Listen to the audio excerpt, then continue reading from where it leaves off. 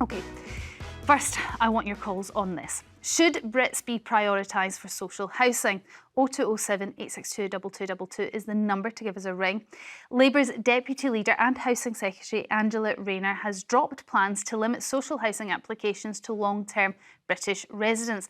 Now, the plans had been brought in by Michael Gove, and it meant that recently arrived immigrants would have been prevented from applying for council houses in England. Now, Gove also planned to introduce a UK connection test. It would have restricted social housing to people who have been a resident, to only people who had been a resident for at least 10 years. Now, those who do not have the right to stay in the UK are already not eligible for social housing. But is this the right move to drop Michael Gove's plan, Ava? Right, so firstly, this wasn't even really a plan. It was never actually, it was just a conception, right? It never actually made proper legislation. We have a real problem with social housing in this country. And, you know, there are people who have been on the waiting list for 10 years and they've got children and they are currently in temporary accommodation. They're in hotels around the country. You know, there are kids, 6-year-olds going to school, or they will be in September, and they'll be in a different hotel room waking up than the hotel room they'll be put in after they finish school. It's disgraceful. The nuanced answer of the reason why we have this problem is because we haven't been building any houses. We never replenished the stock that was sold off during Right to Buy.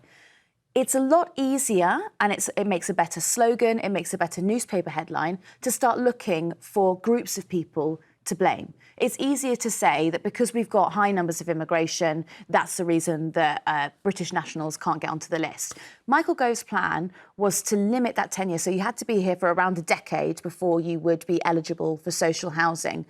That would not have satisfied the people who have got a problem with people of colour in the first place. So you would have had people who have been in the country since they were born, who were eligible for social housing, and you would have still got people... So you think this is a race issue? I do think it's a race issue, and you would have still had the sort of people who turned out for the riots last week would still be protesting about this issue, even if those homes were given to proper British nationals and not, say, to asylum seekers. What do you think, Tim? Well, I agree with a lot of what Ava says, particularly about the difficulties that children face in temporary accommodation at the moment. You know, you have children, often 3 to a room, living in pretty poor conditions, sometimes with dampness, and you're expecting them to grow up healthily and well-educated.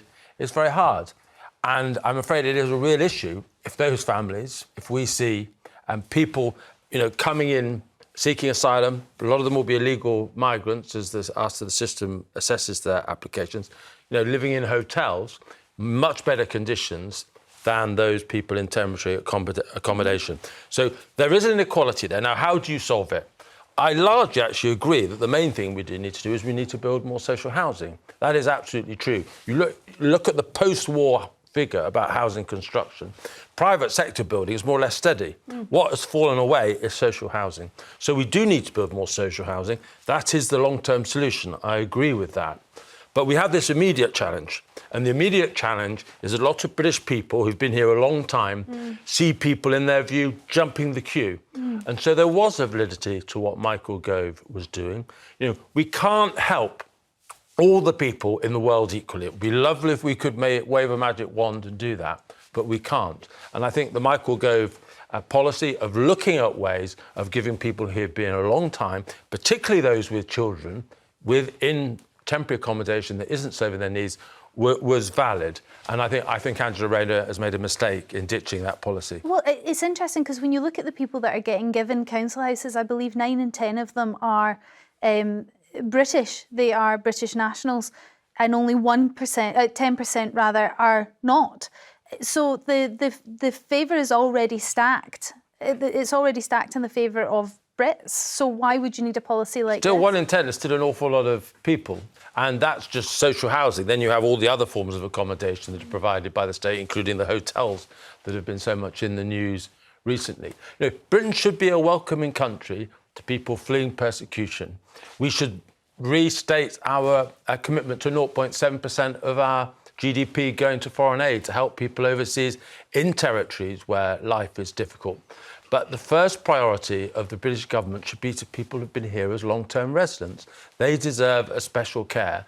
And I think that really, I'm surprised in a way that it's controversial. It's interesting. The hotel situation, I mean, I think is a separate issue, but it does affect people's mindset when they're looking at this debate. It's about how the taxpayers' resources are used. And if the taxpayers' resources are being used on hotel accommodation, they can't, for example, be used to build social housing. OK, Tony from Dorset, what's your thoughts on this? Do you think that we should continue with a policy that means that British residents or British nationals get priority when it comes to council housing?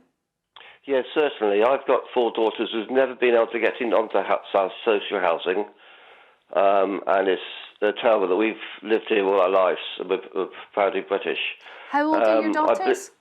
I believe another option could be that we have the Falklands, which is British-owned, and if the immigration people want to have a house, they should be put on a cruise ship and offered that first. It might actually alleviate some of the people coming over here wanting a freebie. OK, I think, Tony, we're getting a little bit confused now again with people coming over in small boats and claiming asylum and legal migrants and people that are over here for lots of different reasons. But when you say that British nationals should get priority, that means that, for example, a single British male should get a priority for a house over, let's say, a single mother with 2 small children fleeing war or persecution in Syria or Afghanistan or any of these other places? Well, I think there should be equal rights on all of it. As male or female should be entitled to accommodation. It's the same as the distinction wasn't actually the male or female thing. The distinction was more about one has dependents and is probably slightly more vulnerable than the other. Should it be done on vulnerability or should it be done on your nationality? I think it should be done on nationality because we've all paid into the system.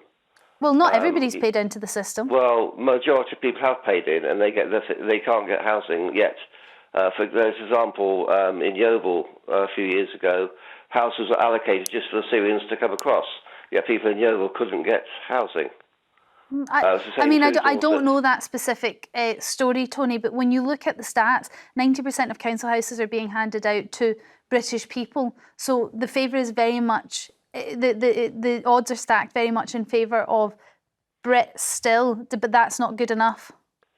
No, because it's a priority system. They look at prisoners as first, go to the top of the list when they get released from prison. You've got people moving down into certain areas, affluent areas, and claiming they're homeless and get priority as well. It should be local people in local areas should get priority. And can I ask, you said you've got 4 daughters and they haven't managed to get council houses. How old are they? How long have they been waiting? That we've had to cover their costs by going private rental, and they've probably been going from about 20 onwards, and the oldest is now 34, and they're not even looked at to be on the housing list. And private rental is so extraordinarily expensive. That yeah, and I'm a pensioner, and we've got to cover the cost, to make sure that if they fail to pay, that we have to pay. And all your girls work as well? They all work, yes. I can understand your frustration. All on lower wages. Yep. Tony, and I can understand. They get top up, but it's terrible that this is happening. I can understand your frustration. I mean, that's the thing, is that, the argument that they've paid into the system. I mean, Tony's daughters have paid into the system, and their dad, who's retired, is having to help fund that. I think it's a tricky argument because I don't know if we should make the argument that you pay into a system, therefore you should be able to take out of it. Everyone does pay into it. And there's certain parts of the tax system I'd actually rather not be contributing to. We won't get into the monarchy now, but I could make the argument that actually I don't really like that the king gets to live for free in his palace. I'd rather not pay for that. But look, I think this goes right back to the initial point that we were both talking about earlier, which is that there simply isn't enough housing in this country, and we haven't been building. And actually, if we started demonising certain councils and certain planning restrictions who ban the new build of homes around the country, I think we actually might get somewhere. One thing I'd just like to quarrel a little bit with is you mentioned earlier that people object to people of another colour jumping the queue. I'm sure that is the case for some people, but I don't think it's the majority view. I think there is just a sense that people from outside who haven't, earned the right. I don't think it's about colour. It's about the fact that people who've been here a long time of any colour.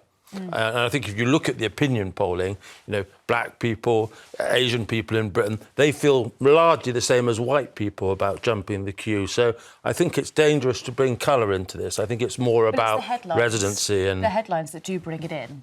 certainly. And I think certainly some of the sentiment that we saw over the last couple of weeks during the riots was very colour-focused. And so when we have this sort of headline coming out the week afterwards, I think that it's pushing, I think it's pushing racial inequality. Yeah, I think the bigger problem is there are people who use incendiary language about race and culture, and we need to, talk very strongly against people who do that. But I think the bigger issue motivating some of the anger that we see in Britain at the moment, and the riots, I'm sure we all agree, is never justified. But there is anger about a sense of unfairness in Britain at the moment, and that is the problem there is not the people. The primary problem is not people inciting those issues, it's the underlying fact that we've had mass immigration that people haven't consented to, that certain communities aren't integrating properly into Britain, and then they seem to have unfair privileges. That's what annoys people. Tony, thank you very much for your call. Sophia from Oxford, what's your view on this? I actually disagree for the government just, targeting for the asylum seekers and people who come into the boat. The main reason people, in UK, they don't build enough houses to accommodate people because the population is growing. And if they give these people for the right to work and to have something, they could work hard. And there's so many refugees and asylum seekers in this country are really worked hard. And some of them, they have their own houses. Yes, sorry, I'm a bit confused as to what side of the argument you're on then. You don't think that people living in this country for 10 years, British nationals, should be able to get priority for social housing? You think it should be given on a needs basis? Exactly, yes, on needs basis. Because, for example, if there is a disabled person or people with disability, instead of for them leaving a temporary accommodation and the accommodation that is not suitable for them, they should be housed in. That is where the priority lies. For those who are fit and well to work hard, they should have got a job and then work hard, and they could have, manage to pay the rent, sharing houses or some. There's so many people I know. They share houses and they pay the rent. So instead of just targeted in one group of people. Sophia, I mean, that would be a really simple thing if people worked and then they could pay for a house. But unfortunately, rental is an astronomical point now where lots of people that are working are getting subsidised by the state. They can be on universal credit and they're still not able to afford private rental costs. So we're in a situation where working people in this country, people that are paying taxes, people that are getting up in the morning and they are really trying, are still not able to afford a roof over their head, and I suppose are getting frustrated by the fact that they have worked for 10 years in this country, paid tax for 10 years in this country, and then someone comes in and maybe an absolutely viable asylum seeker, they get refugee status, and they are able to potentially skip the queue above that individual, and that people find frustrating. I don't think that is the reality, because they're not jumping into the queue. Because the councils, they have a system, and you have to be, fulfill for all that things. So, for example, if you want to live in certain area, come into Oxford, you have to live Oxford for 5 years before you even be registered as on the register for the council houses. That is how the council is. I think it works, and which is odd. Because if you can't afford a house, how are you supposed to live in the area before you're offered a council house? I don't really understand how that works. Maybe it's just for people private renting or something. Living at home or unaffordable private renting. I know, I understand, and I know since the COVID, the rent absolutely hit the roof, and the housing is so expensive. I think what the government needs to do for regulation about the renting, because the people who rent in the houses, they really make a lot of money. Well, so they should have been maybe how much you can pay, for example, in Oxford. You might be right, Sophia, but I think a lot of landlords will disagree with that. Yeah. Sophia, 600 a room. Sophia, thank you very much for your call. Simon from Manchester, what do you think? Should British people be prioritised when it comes to council housing, or should it be on a needs basis? To a degree, it should be on need, but also it has to be on whether you contributed taxes to this country. Social housing is no different than anything else, although at the moment it's like rearranging the decks of the Titanic in terms of housing, period. You should have paid into the system. To to receive a social home. This is a free house, remember, and you cannot just be given one having never paid into, let's call it, the pot. That is an unworkable and insane system, especially with right to buy still going ahead under Labour. But can I just add to that, Simon, do you not think that argument gets a little bit tricky? Say that you have a disability that means that you've never been able to work. Should you not be eligible for council housing? Should you not be eligible to receive help of the state because you've never been able to contribute to the quote-unquote pot? We seem to be, let's say, having a great deal of people claiming that they can't work. We've got, as a nation, we're healthy. I do genuinely believe that. I think over time, you go back to the, say, early 1900s, we're certainly a lot healthier than then. I think we've made the system far too easier for people to say that they cannot. Now, I'm not saying there aren't genuine people, there are. OK, well, let's talk about them, Simon. I hear your concerns over the amount of people that are maybe claiming benefits or whatever on disability that shouldn't be, fine. But you've just agreed that there will be people out there that genuinely can't work because of a disability. Now, for those people that are genuine, should they not be able to get a council house? Bearing in mind, in your argument, they wouldn't get one because they haven't paid into the system. I think it needs to be stricter. It's nuanced, of course it is. I mean, nothing's black and white. I mean, at the moment, we're in an absolute housing tsunami. I'm a landlord. I've got properties. I'm about to sell a number of them. I cannot understand where all these houses are coming from, not just for the indigenous population, but for those coming illegally and through net migration. I mean, we've imported 1.5 pretty much million people in 2 years. We cannot continue like this. It is going to implode if we do. OK, Simon, thank you very much for your call. Thanks for all your calls on this now.